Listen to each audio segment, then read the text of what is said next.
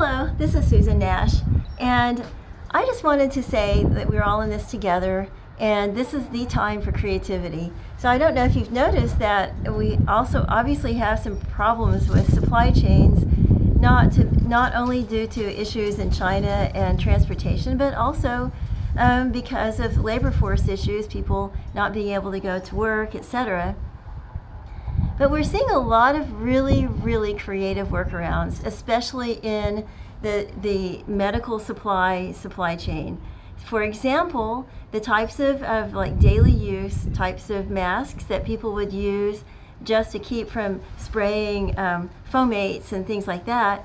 We're seeing people create and sew cloth ones with specific instructions about the best kind of cloth to use and also the best patterns. So I think that's really exciting. Unfortunately, I stopped sewing when I was like, I think 17. I used to love to sew when I was a young girl and teenager. I just loved it.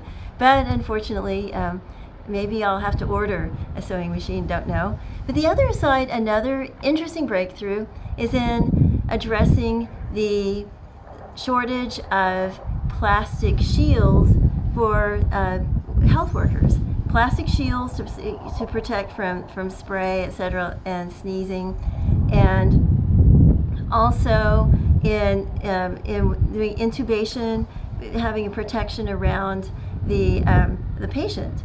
So it's really remarkable to see how people are using 3D printing, and people have not been involved at all in medical supplies or medical supply chain.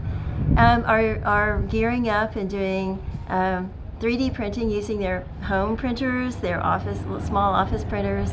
It's like, that's great. So the more ingenuity, the better, and let's tackle our issues together, and let's together succeed. Thank you.